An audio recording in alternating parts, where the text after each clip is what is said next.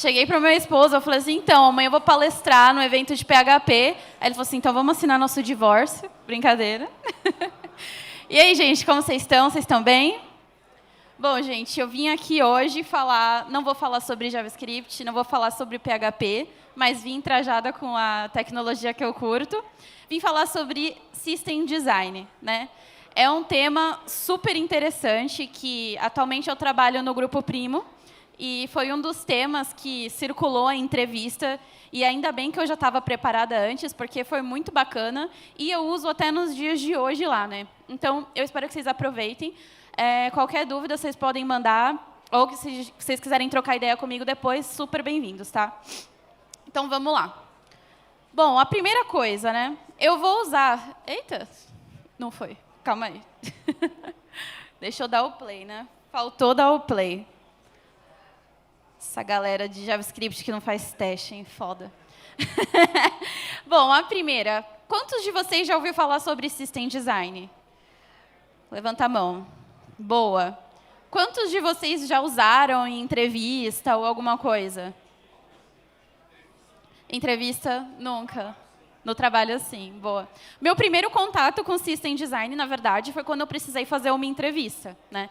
Então, eu lembro que eu não tinha me preparado.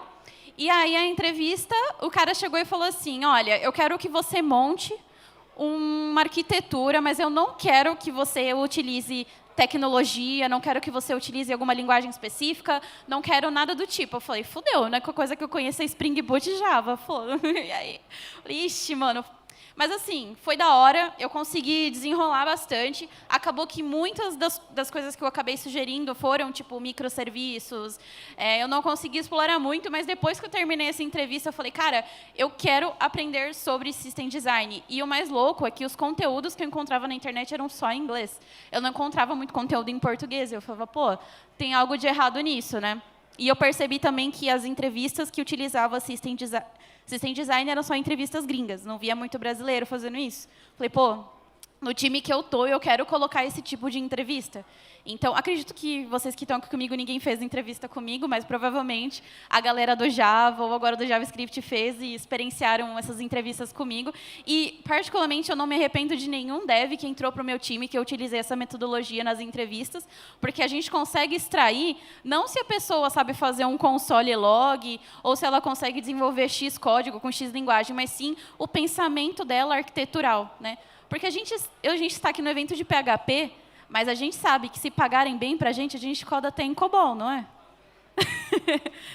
Será?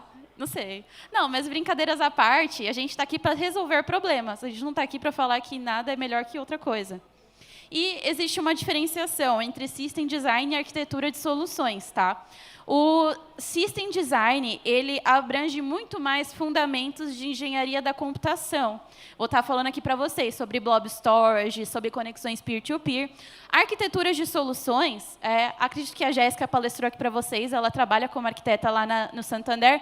Então, o arquiteto de soluções ele já tem um viés tecnológico, ele já está inserido no time, no contexto do time, então as sugestões deles vão ser sempre embasadas nisso. Então, provavelmente, vai sugerir tecnologias que se adequem com a arquitetura, banco de dados, e também alguns troubleshootings para poder fazer com que a arquitetura que seja proposta funcione para os devs, né? Aí, quando eu fui mostrar essa apresentação, eu falei, cara, que tipo de arquitetura eu posso utilizar aqui para que a galera entenda um pouco sobre System Design? Aí eu fui e peguei a arquitetura que eu mais gosto, que é a da Netflix. Lá no Grupo Primo, eu trabalho na plataforma FinClass, e a FinClass, basicamente, é uma Netflix de finanças. Ai, pô, que pediu para eu tirar o descanso de tela, eu achei que tinha tirado, mas não tirei, desculpa. Mas, então, lá no grupo, a gente é basicamente uma Netflix de finanças. E quando eu comecei a olhar da FinClass, quando eu comecei a trampar lá, eu falei, cara, é um sonho. Porque, realmente, a gente trabalhar com stream de vídeo, com o save do arquivo, coisas que vão totalmente aversas ao CRUD, é muito bacana. Então, não sei se vocês vão estar enxergando bem, mas aqui vocês percebem que a gente tem os dispositivos, né? Então, aqui tem o videogame, a gente tem o celular, a gente tem a TV, etc. e tal. E aqui a gente tem a API Gateway. Vale lembrar que essa arquitetura da Netflix é uma arquitetura antiga, então provavelmente deve ter sido lá nos primórdios. Então, basicamente, tudo envolvia uma API Gateway, né? E aí a gente tem o API Service, que tem as APIs necessárias para poder, acredito, cadastrar um usuário, poder fazer algumas recomendações de séries e afins. E, por fim, a gente tem o Sign Up, o Discovery de conteúdo e o Payback também, né? E aí eu fui também pesquisar e falei assim, cara, como que eu montaria um system design baseado no que a Netflix tinha antes para propor melhorias? Isso pensando que a gente está, vamos supor, numa entrevista, né? Então, aqui, eu quis me basear muito no stream de vídeo, né? E stream de vídeo, não sei se vocês já tiveram experiência de poder trabalhar com algo em produção envolvendo isso, mas é muito bacana, porque a gente experiencia muitas coisas que são muito diferentes do usual. Então, aqui, provavelmente vocês não vão estar enxergando, mas depois vocês podem ter acesso à palestra. Nem eu estou enxergando direito aqui. Mas, basicamente, a gente tem um Discovery Cache, né? É muito importante a gente ter uma boa estratégia de cache com stream de vídeo, porque muitas das coisas que estão lá é o que a gente vai conseguir usar de recomendação depois. A gente tem o CDN, né? O CDN ele é o que vocês mais vão ouvir falar quando a gente fala de stream de vídeo. Tem empresas que fazem o CDN, que é a entrega de conteúdo na mão. Lá na Finclass, a gente faz isso através da AWS, que facilita muito a gente. Então, vamos correr aqui. Então, vamos lá. Como eu montaria um system design para um stream de vídeo? Bom, isso seria uma das perguntas da entrevista. Então, eu falei, cara, nada mais justo de eu trazer a minha visão de como eu faria isso, né? Como se eu estivesse numa entrevista. Primeira coisa que eu quero fazer quando eu pego esse tipo de problema, e não só numa entrevista, mas também no dia a dia do trabalho, né? Eu vou trazer muitas coisas do Grupo Primo, porque lá a gente está repensando toda a arquitetura, então eu trouxe muita experiência do que a gente está aplicando lá. Então, a primeira coisa que eu pego, cheguei no time, mano, vamos entender os requisitos. Ah, mas não temos requisitos, vamos montar. Primeira coisa, eu preciso entender o que a minha plataforma precisa ter. Nesse caso, a gente precisa entender que os usuários devem ter capacidade de compartilhar vídeos. Aqui, obviamente, eu não estou fazendo igual a Netflix, estou sendo bem mais simplificado. A equipe de conteúdo, os usuários do YouTube, eles devem ser capazes de fazer o upload de novos vídeos, filmes, episódios de programas de TV e outros conteúdos. Como eu disse, uma Netflix bem simplificada. Então, aqui, a gente pode subir nosso vídeo que a gente queira. Boa. Os usuários eles devem ser capazes de pesquisar vídeos usando títulos ou tags. Então, hoje em dia, na Netflix, a gente consegue fazer isso. Então, teria que ser capaz de fazer isso também. E os usuários devem ser capazes de comentar no vídeo, assim como no YouTube. Eita, que eu estou rabiscando tudo aqui. Perfeito. Bom, agora os requisitos não funcionais. Boa. Tem que ter uma alta disponibilidade com latência mínima, visando que o nosso sistema, logo que a gente subir para a produção, vai ter 1 milhão de usuários. Vamos pensar dessa forma. A gente tem sempre que ser pessimista com os usuários. Ou vamos supor que a gente vai subir numa Black Friday. Tem que ter uma alta confiabilidade, então nenhum upload do vídeo deve ser perdido. Então, isso são tipos de requisitos não funcionais mínimos, né? O sistema deve ser escalável e eficiente. Alguns conteúdos têm que ter bloqueio de geolocalização. Então, na Netflix, hoje, se a gente for para outro país, algumas séries a gente não vai conseguir assistir, obviamente. Então, tem que ter esse bloqueio de localização. E determinado conteúdo deve ser... retomar a reprodução de vídeos a partir do ponto que o usuário parou. Então, a gente tem que ter um sistema de buffer de vídeos muito bons. Eu estava brincando hoje na verdade, essa semana, com meu esposo. Não sei se vocês conhecem ele, mas ele está fazendo uma demo utilizando FFmpeg, né, para fazer entrega de vídeos on demand. Então, isso é muito doido, e entender que muitas das plataformas de streaming ou o próprio YouTube começou a pensar isso antes mesmo da gente sequer pensar o que era um stream de vídeo, né? Isso é muito doido. E, por fim, a gente tem que registrar métricas e análises de vídeo. Boa. Aqui eu trouxe uma tabela com estimativa macro de armazenamento, tráfego e banda larga. Eu peguei isso com base YouTube, Netflix, Finclass. Tá? Então, a gente tem que ter mais ou menos um tanto de usuários por dia, requisições por segundo, armazenamento por dia e banda larga. Tá? Então, bora lá fazer isso. Como que eu montei tudo, né? Bom, primeiro eu comecei com a modelagem de dados. Então, eu acabei fazendo uma arquitetura que vai de 1 para N. Primeiro, de usuários para visualização, tá? De visualização para os vídeos e dos vídeos para o comentário. Eu acho que o único que que é importante da gente frisar é como os vídeos vão se conectar com os comentários, tá? Até porque a gente precisa de uma chave única que se conecta entre eles, e os vídeos especificamente precisam ter as tags que se comunicam com os usuários, que eu não coloquei aqui. Mas a modelagem de dados é simples, e no System Design eu sempre falo, começa com a modelagem de dados, entenda o que tem que entrar e o que tem que sair, para depois você começar a sugerir o que quer que você queira. E aí, eu vou modelar a API que os serviços vão se comunicar. Aqui, basicamente, eu coloquei o que vai ter dentro dos campos e como que vão ser os campos. Tá?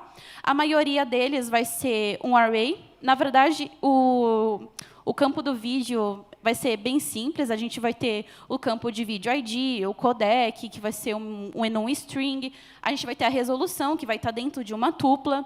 E também a gente vai ter o offset. Tá? E tudo isso vai retornar para a gente um tipo de dado de stream, com o dado stream do vídeo que foi requisitado pelo usuário. Beleza. Bom, upload de vídeo, né? O que a gente mais faz lá na Finclass, a gente mais, pelo menos na minha visão, vindo de fora, que eu acho mais bacana, né? Que a gente precisa ter, se preocupa muito com data, tá vendo? Ele é um array de bytes, mas é nesse array de bytes que a gente tem que se preocupar com a bufferização do nosso vídeo. Nem sei se essa palavra existe. E, por fim, na verdade, não por fim, mas a gente tem a busca de vídeo. Tá? Acho que a única coisa que a gente precisa se frisar aqui é o next page, né? Que é a possibilidade do usuário poder fazer e buscar os próximos vídeos, ter uma paginação adequada, né? E o retorno de vídeos, que vai ser um array de vídeo. Aqui, super simples. Comentário também. Acho que aqui não foge muito do usual. Lembrando que todos os nossos campos a gente tem esse vídeo ID, né, que vai ser a nossa chave única. Boa. Dados os requisitos, tá? Minha dica sempre, pense nos requisitos, começa a modelar o dado, depois você faz o resto. Agora é escolher uma arquitetura e começar a montar meu System Design. Tem que ter The Office. Mas aí, por onde que eu começo, Ana? Não faço ideia.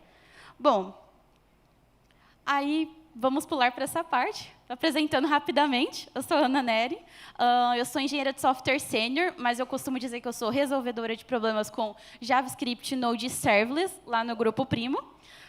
Sou criadora de conteúdo e também sou baixista, acho que deu para perceber aí na foto. Gosto de ir para a academia e sou mãe de pet também. Tá? Então, basicamente, essa é a minha apresentação. Quem quiser me acompanhar, Ana Neri Dev, eu não falo mal de PHP, tá? Então fiquem tranquilos, podem me acompanhar. E outra coisa também, eu acabei de lançar uma assinatura de newsletter, então, se vocês quiserem fazer parte da comunidade, só escanear esse QR Code. É uma assinatura de newsletter que a comunidade que assina pode sugerir conteúdos, e eu trago muitos aprendizados que eu aplico lá no grupo, aprendizados também pessoais, em formatos de tutoriais, artigos, enfim. Então, se vocês tiverem interesse, é só escanear e fazer parte da minha comunidade lá. Tá? Bom, falando rapidamente, que o tempo está curto, né? Como que eu montaria esse System Design? Primeiro que eu começaria com users. Tá? Todo arquivo, eu vou pensar que ele vai ser uma extensão ISP. Tá? E dentro dessa, vamos supor que aqui é como se fosse um gateway, né?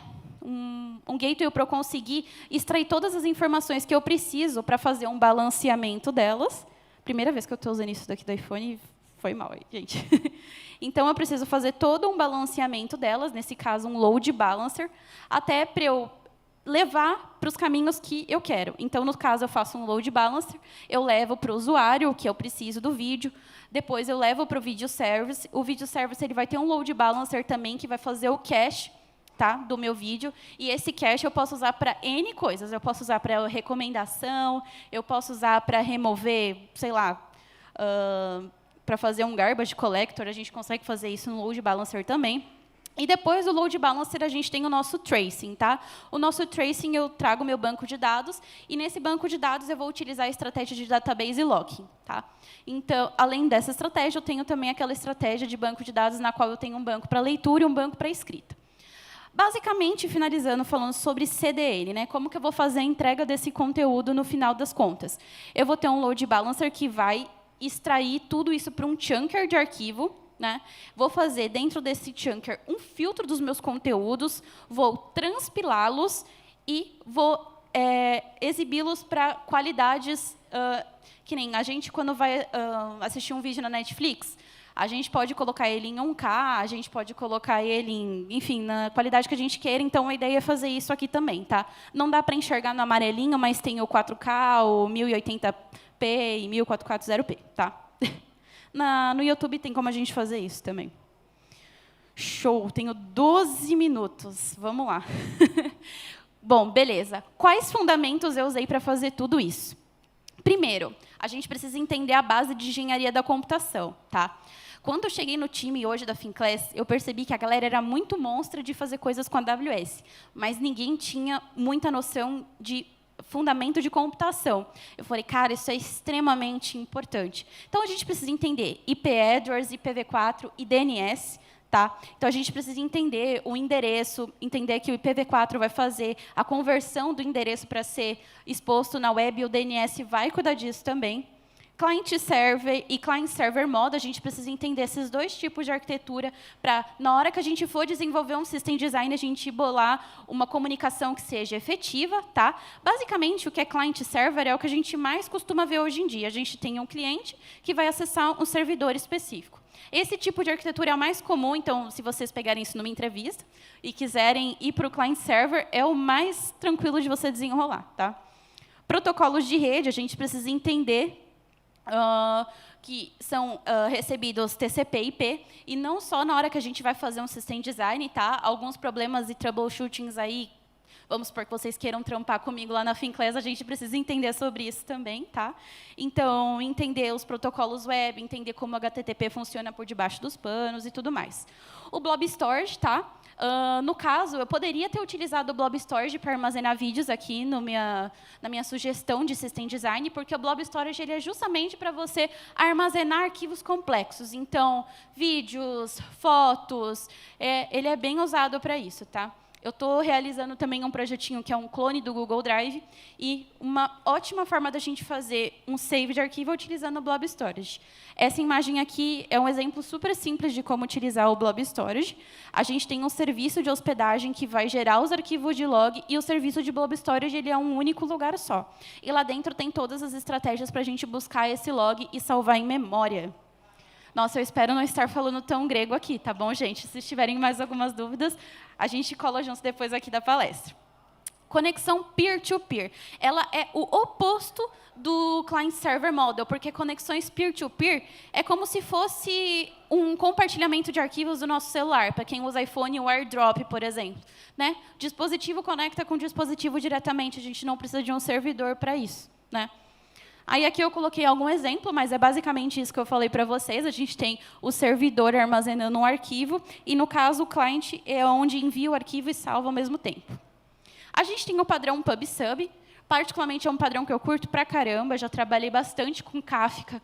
Então, no padrão PubSub, a gente tem o consumer, que vai consumir o arquivo, e o legal é que esse consumer ele não precisa saber de onde ele está consumindo ou como ele está. Então, o publisher ele publica, mas o consumer não necessariamente precisa saber de onde está vindo esse tópico, né?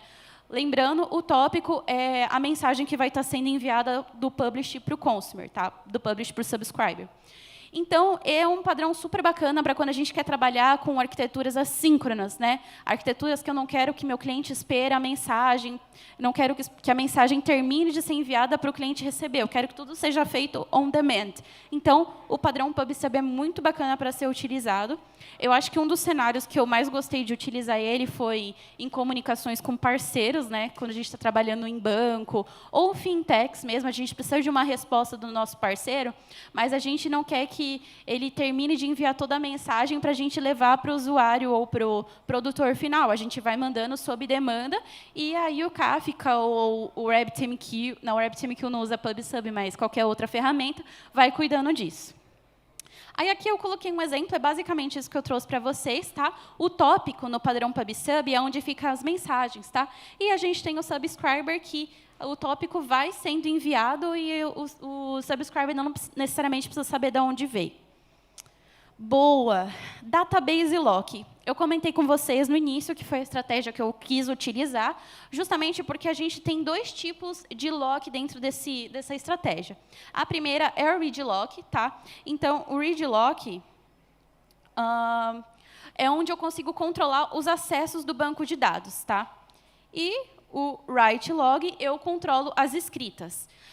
Eu acredito que não necessariamente você precisa utilizar a estratégia de leitura e escrita para esse tipo de database locking. Você consegue fazer um read locking para um único tipo de estratégia que você queira, tá? Não tenho certeza, mas todas as vezes que eu utilizei read e write locking foi em bancos de dados separados por escrita e por leitura, até para ficar mais simples a gente controlar os acessos e evitar um estouro de memória no nosso banco de dados. Aí, eu digo bancos de dados relacionais, tá? Eu sempre sou adepta a banco de dados relacionais, sou cadelinha de Postgres, mas eu sei que para MongoDB e bancos de dados que utilizam arquivos, outras coisas, é um pouquinho diferente a estratégia, né? No caso, estou penando com isso agora com o MongoDB, né? Apesar dele ser super rápido, super simples, essas estratégias de estouro de memória, elas são um pouquinho complexas de serem resolvidas, né? Então, eu lembro no começo da minha carreira que eu era super fã de bancos não relacionais, e eu falava, pô, banco não relacional é tudo de bom, é fácil, é simples, mas aí a gente começa a pegar muito bug em produção, a gente começa a pegar muita carcaça, a gente vê, cara, realmente não é isso, né? Depende muito do problema. Aí, aqui eu coloquei um exemplo para vocês, esse daqui é o do read lock, tá? Então, eu fiz aqui um exemplo como se fosse uma transaction e seleciono da tabela que eu quero o meu lock e a condição. Aqui vão estar todas as outras condições que eu preciso. E aí, o write lock, a única coisa que eu diferencio é que na coluna eu seto ela e um novo valor para conseguir fazer o write lock dela, tá? Aqui também tem uma imagem mostrando de uma forma mais lúdica, tá? Como eu consigo fazer isso. Esse aqui é através de um documento. Então, eu tenho o read lock, né? As minhas funções que eu quero que sejam lidas, e o bloqueio para a escrita delas. E no write lock, eu consigo apenas uma leitura, tá? Outra leitura e outra... Não, eu consigo só uma escrita. Outra leitura e outra escrita é bloqueada. Aqui também é outro exemplo, tá? Eu coloquei bastante fotos, porque database locking é um tipo de conceito meio abstrato de se entender. A gente só entende mesmo quando a gente pega um problema desse. E muitas empresas abstraem esse tipo de problema para quem é DBA, né? No meu caso, sim, eu nunca trabalhei com DBA assim à frente, eu sempre tive que resolver esses BOs, então acabou que para mim era muito presente, mas eu entendo que não é para todo mundo também, né? Bom, estratégia de cache, tá? Armazenamento de dados de forma temporária. E a gente consegue fazer estratégias de cache de várias formas, tá? Uma delas é o cache em memória. Isso aqui é basicamente mostrando o que é cache, tá? Mas a gente tem o cache em memória, que a gente consegue utilizar uma estrutura de dados, na qual a gente consegue armazenar dados em memórias. O único problema do armazenamento de dados em memória é justamente que ele consome memória, tá? E não é algo que a gente consegue descartar e depois. Mas o bom de cache em memória é que a gente consegue trabalhar com qualquer informação que tenha lá, tá? Eu gosto bastante do Redis, e no Redis a gente consegue utilizar essa estratégia de uma forma bem efetiva, tá? O cache em disco é armazenamento em disco para busca imediata, mas não necessariamente ele pode estar lá para sempre. Bom, e aí a gente tem um gerenciamento de cache, tá? Na qual a gente consegue utilizar alguns algoritmos de substituição para que a gente não fique com aquele dado em cache para sempre e fique consumindo a memória da nossa nuvem, tá? Então, aí eu trouxe alguns para vocês, o LRU e o LFU. Tá? O LRU é o Last Recent Used e o LFU, Last Frequent Used, na qual a gente consegue fazer um filtro e utilizar uma lógica específica para a gente conseguir identificar qual cache está mais tempo ou qual está menos tempo e conseguir trabalhar em cima disso. Boa! Logs, monitoramentos e tracing. Quem aqui já pegou, sei lá, alguma Black Friday e ela foi suave assim para vocês, não deu nenhum problema? Ou, melhor ainda, porque eu sei que toda Black Friday dá problema para alguém. Ou, melhor ainda, vocês subiram algo numa data super importante e vocês tiveram dúvida em algum fluxo super importante que não estava descrito, documentado. Eu estou trazendo uma experiência própria, né, gente? Juro que o Grupo Primo é tudo de bom. Mas, enfim, eu me coloco aí nessa fila. Por quê? Log, monitoramento e tracing, eu coloco eles juntos, porque eles devem andar juntos, tá? Logs são extremamente importantes, e eu não estou falando de Log4j, Pinot.js, qualquer biblioteca que você queira logar. põe um console log lá, que seja, mas é muito importante a gente entender o que está acontecendo com o nosso sistema, tá? E vocês pensarem isso num system design, caso vocês forem fazer uma entrevista, mostra muito diferencial e mostra que você se preocupa com o que você está subindo para a produção e com o que você quer ir monitorando, né? Ufa, muita coisa, eu imagino, muita coisa. Mas a ideia de tudo isso não é que te prepare para uma entrevista específica, tá? A ideia é que a gente consiga construir sistemas escaláveis, tá? Se você souber um conceito desse que seja blob storage, saber cache bem sabido, né? No qual eu digo entender como funciona por debaixo dos panos, entender como aplicar sem que necessite de um Redis, vai te diferenciar, e não na questão de promoção profissional, mas ajuda pra caramba o time, tá? A gente entender como esses conceitos e fundamentos de engenharia da computação funcionam por debaixo dos panos. Não é apenas um diferencial em entrevista de emprego, entrevista na gringa, é um diferencial no trabalho como um todo, né? E eu fico muito feliz que, desde que eu comecei a estudar tudo isso, eu consegui evoluir muito mais no trabalho, sugerir coisas mais efetivas, e não necessariamente, vamos fazer com o JavaScript. Aí, sei lá, vejo um vídeo ou uma documentação e aplico daquela forma. Não, a gente sabe a base, né? A linguagem que a gente vai estar usando, foda-se, sabe? Então, assim, é muito da hora, tá? Falo assim para vocês, quem tiver experiência de estudar isso, estude. Eu já fiz alguns workshops de system design, tem alguns conteúdos nas minhas redes sociais sobre. Então, se vocês quiserem ir lá entender sobre isso, fiquem à vontade. É muito difícil de fazer esse conteúdo em 25 minutos, mas estamos aí para trocar ideia e falar mais sobre, tá?